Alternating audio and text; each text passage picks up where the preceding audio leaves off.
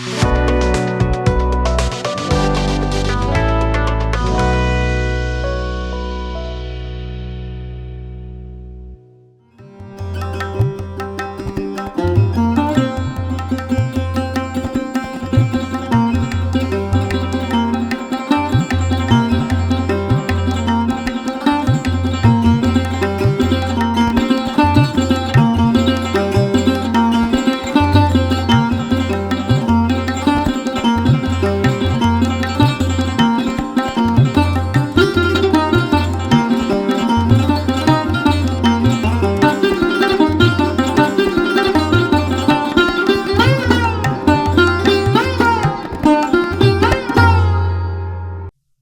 जीशु ख्रीष्ट अति बहुमूल्य नाम संपर्क इंडिया द्वारा प्रस्तुत कार्यक्रम नुआ सकाळ आशार आज अध्याय में आपण स्वागत जनाए। प्रभु आपण प्रत्येक को बाहुल रूपे आशीर्वाद करूँ। आज दिन आपण मंगल और आशीर्वाद युक्त दिन हो।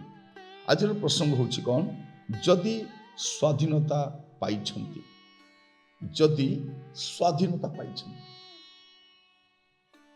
आपण कौन करबा दरकार। प्रथम विषय गालातिय तार प्रथम अध्याय, गालातिय तार पंचम अध्याय तार प्रथम पद, गालातिय 5 तार प्रथम पद लिखा जाए, स्वाधीनता प्राप्ति निमंते ख्रीष्ट आम मान को मुक्त करियछंती, अतएव स्थिर होई रुह एवं दासत्व ज्वाली रे आउ जचा न जाओ। प्रथम विषय कौन करिवे, जदि स्वाधीनता पाइछंती तेबे से स्वाधीनता रे स्थिर होई रुहंतु। आ कौन लिखा जाउछि, दासत्व ज्वाली रे आउ जचा न जाओ। कौन लिखा, जदि आपण स्वाधीनता पाइछंती आपण कौन करबा दरकार, स्थिर रहिबा दरकार। कारण ख्रीष्ट आपण को मुक्त करिछंती, आपण निजे मुक्त होई पारिबे नाही। तेणु ख्रीष्ट आसिले आ से पापर बंधन छिंडे की से शैतान रो बंधन रो आपण को मुक्त करिछंती। आमे कौन करबा दरकार, आमे स्थिर होई रहिबा दरकार। स्थिर हेबा, जे आमन को स्वाधीन देइछंती से स्वाधीनता रे आउ जे आमन को स्वाधीन देइछंती ताहा कोठारे आमे स्थिर होई रहिबा एवं दासत्व ज्वाली रे आउ जचा न जिबा। दासत्व ज्वाली रे कोन होबा, आउ जचा न जिबा।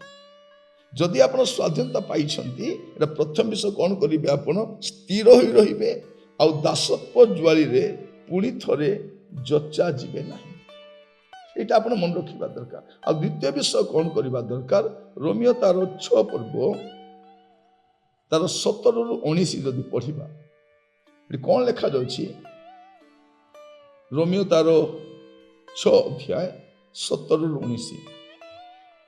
किंतु ईश्वर को धन्यवाद हो जे तुमे माने जो माने कि पूर्व रे पापर दास थिलो, एबे जो शिक्षार आदर्श निकट समर्पित होई अछो, हृदय से आज्ञा बहु पुणी पापर मुक्त होई धार्मिकतार दास होई अछो।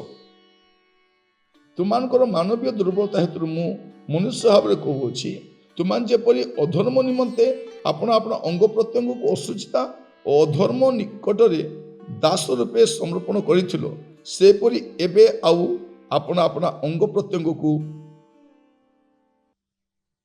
पवित्रता निमंते धार्मिकता निकट रे दास रूपे समर्पण करो। से कौन कहउछंती, एबे आउ पापर दासत्व को जाओ ना। प्रथम विषय स्थिर होई रुह आउ जचा जाओ नहीं। द्वितीय विषय पापर दासत्व को आउ जाओ नहीं। पापर से मुक्त करिसंती, एबे धार्मिकतार दास हेबा दरकार। आगे पापर कार्य करूथिलु, पापर लिप्त होई रहिथिलु, एबे धार्मिकतार दास होई रहिबा दरकार। एटा बाइबल कहछि।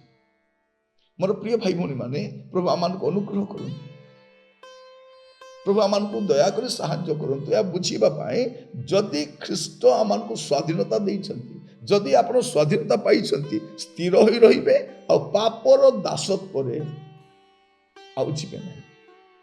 जे पाप करे से पापर दास अटे, जे धर्म कर्म करे से धार्मिकतार दास अटे। तबे हम उत्तम कर्म करबा पाए, धर्म जीवन यापन करबा पाए समर्पित हेबा दरकार। आमे आउ पाप निकट समर्पित हेबा नाही। एटा आपण द्वितीय विषय मन रखिबे। आ जब देखिबे से 6 पर्वर 12 पदर कोन लिखा जाउछि, ଆଉ ପାପ ତୁମମାନଙ୍କୁ ମର୍ତ୍ତ୍ୟ ଶରୀରରେ ରାଜତ୍ୱ ନ କରୁ, ତାହା କଲେ ତୁମେମାନେ ସେଥିର କୁଅଭିଳାଷର ବଶବର୍ତ୍ତୀ ହେବ। ତୃତୀୟ ବିଷୟ କ'ଣ? ପାପ ଆମ ଉପରେ ରାଜତ୍ୱ ନ କରୁ। ଯେପରି ଆମର ଭାରତ ସ୍ୱାଧୀନ ହେଲା ବ୍ରିଟିଶ ମାନଙ୍କ ଠାରୁ, ଇଂରେଜ ମାନଙ୍କ ଠାରୁ ଆମେ ମୁକ୍ତ ହେଲୁ। ଏବେ ନା ଇଂରେଜ ମାନେ ନା ବ୍ରିଟିଶ ମାନେ ଆମକୁ ଆଉ ଶାସନ କରୁନାହାନ୍ତି। ଇଷ୍ଟ ଇଣ୍ଡିଆ କମ୍ପାନୀ ଆମକୁ ଶାସନ କରୁନାହିଁ। ଆମେ ମୁକ୍ତ ହେଇଯାଇଛୁ ସେମାନଙ୍କ ଠାରୁ।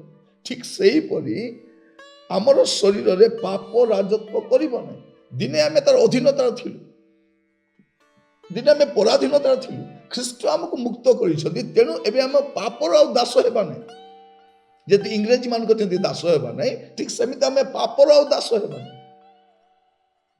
ଏ ତିନୋଟି ବିଷୟ ଯଦି ସ୍ୱାଧୀନତା ପାଇଛନ୍ତି, ସ୍ଥିର ହୋଇ ରହିବେ ସ୍ୱାଧୀନତାରେ, ପାପର ଦାସତ୍ୱକୁ ଯିବେ ନାହିଁ, ପାପ ଆପଣଙ୍କ ଉପରେ ରାଜତ୍ୱ କରିବ ନାହିଁ, ତାର ଆଧିପତ୍ୟ ଦେଖାଇବନି। ଇଂରେଜ ମାନେ ଯେତେ ଦିନ ଆମକୁ ରାଜତ୍ୱ କଲେ କଲେ, ଯୋଉଦିନ ବିଦା କରିଦେଲୁ ଆଉ ସେମାନେ ଆମ ଉପରେ ରାଜତ୍ୱ କରିପାରିବେ। ପ୍ରଭୁ ଆମକୁ ଅନୁଗ୍ରହ କରୁ। ଆମ ଦେଶ ସ୍ୱାଧୀନ କେମିତି ହେଲା?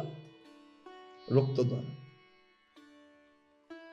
ନେତାଜୀ ସୁଭାଷ ଚନ୍ଦ୍ର ବୋଷ ଗୋଟେ କଥା କହିଲେ, मुझे खून दो मैं तुम्हें आजादी दूंगा।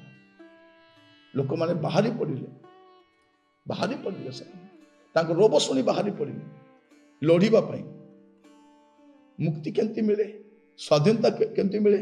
ରକ୍ତ ବିହରେ। ପ୍ରଭୁ ଯୀଶୁ ଖ୍ରୀଷ୍ଟ କ'ଣ କହିଲେ? ସେ ଆମକୁ ରକ୍ତ ମାଗି ନାହାନ୍ତି, ସେ କହିଲେ ମୋ ରକ୍ତରେ ତୁମେ ମୁକ୍ତ ହବ। ଭାରତ ମୁକ୍ତ ହେଇଛି ରକ୍ତରେ, ଆମେ ବି ମୁକ୍ତ ହଉଛୁ ରକ୍ତରେ। ଭାରତର ସ୍ୱାଧୀନତା ହେଇଛି ଅନେକଙ୍କର ପ୍ରାଣ ବଳିଦାନ ବିସର୍ଜନ କରିବା ଦ୍ୱାରା। ସେମାନେ ଶହୀଦ ହେଇଛନ୍ତି, ସାକ୍ଷମ ରହିଛନ୍ତି। ଅସଂଖ୍ୟ ଲୋକ ଜାତି ଧର୍ମ ବର୍ଣ୍ଣ ନିର୍ବିଶେଷରେ ଅନେକ ବାହାରି ଆସିଲେ ଆଉ ଦେଶକୁ ସ୍ୱାଧୀନ କଲେ। କିନ୍ତୁ ଆପଣଙ୍କୁ ମୋତେ ପାପରୁ ମୁକ୍ତ କରିବା ପାଇଁ କେବଳ ପ୍ରଭୁ ଯୀଶୁ ଖ୍ରୀଷ୍ଟ ଜଣେ ବ୍ୟକ୍ତି ଯେ କ୍ରୁଶରେ ବଳିକୃତ ହେଲେ ଏବଂ ଆପଣ ରକ୍ତ ବୁହାଇ ଆମମାନଙ୍କୁ ମୁକ୍ତ କରିଛନ୍ତି। ଯଦି ଆପଣ ସ୍ୱାଧୀନତା ପାଇଛନ୍ତି, ସ୍ୱାଧୀନତାରେ ସ୍ଥିର ହୋଇ ରୁହନ୍ତୁ। ପ୍ରଭୁ ଆପଣମାନଙ୍କୁ ଆଶୀର୍ବାଦ କରନ୍ତୁ। ପ୍ରାର୍ଥନା କରୁ। ଅନୁଗ୍ରହକାରୀ ପିତା ପରମେଶ୍ୱର, ଆମେ ଆପଣଙ୍କୁ ଧନ୍ୟବାଦ ଦେଉଛୁ। ଆପଣ ଆମମାନଙ୍କୁ ପାପର ଦାସତ୍ୱରୁ ଆମମାନଙ୍କୁ ଆପଣ ମୁକ୍ତ କରିଛନ୍ତି, ପାପର ବନ୍ଧନରୁ ମୁକ୍ତ କରିଛନ୍ତି। ଆମମାନଙ୍କୁ ଆପଣଙ୍କ ପୁତ୍ରଙ୍କ ଦ୍ୱାରା ସ୍ୱାଧୀନତା ଦେଇଛନ୍ତି। ଧନ୍ୟବାଦ ଦେଉଛି। ଆମମାନଙ୍କୁ ଗୋଟେ ସ୍ୱାଧୀନ ଦେଶରେ ଆପଣ ଆମମାନଙ୍କୁ ରଖିଥିବାରୁ ମୁଁ ଆପଣଙ୍କୁ ଧନ୍ୟବାଦ ଦେଉଛି। ପ୍ରଭୁ, ସେ ସ୍ୱାଧୀନତାର ଆସ୍ୱାଦ ପାଇବା ପାଇଁ ସାହାଯ୍ୟ କର, ଅନୁଗ୍ରହ କର। ପ୍ରଭୁ, ପ୍ରତ୍ୟେକଙ୍କୁ ବାହୁଲ୍ୟ ରୂପେ ଆଶୀର୍ବାଦ କର। ପ୍ରାର୍ଥନା ଶୁଣିଥିବାରୁ ଧନ୍ୟବାଦ। ଆଦର ମହିମା ଆପଣଙ୍କୁ ଦେଇ ପ୍ରାର୍ଥନା ମୋର ପ୍ରାଣର ପ୍ରିୟ ଯୀଶୁଙ୍କ ନାମରେ ମାଗିଲି, ଆମେନ୍। ପ୍ରଭୁ ଆପଣମାନଙ୍କୁ ପ୍ରତ୍ୟେକଙ୍କୁ ବାହୁଲ୍ୟ ରୂପେ ଆଶୀର୍ବାଦ କରନ୍ତୁ। ପ୍ରଭୁ ଅନୁଗ୍ରହ କଲେ ଆସନ୍ତା ଅଧ୍ୟାୟରେ ଜଡ଼ିତ ହେବା। ବିଦାୟ ଦିଅନ୍ତୁ। ନମସ୍କାର।